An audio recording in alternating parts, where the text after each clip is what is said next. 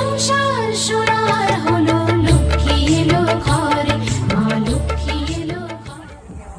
Hi guys, আমার এই ভিডিওটা আপনাদের কেমন লেগেছে? যদি ভালো লাগে তাহলে লাইক, কমেন্ট, শেয়ার করুন। এরকম আরো ভিডিও পাওয়ার জন্য দক্ষিণাটা নাও।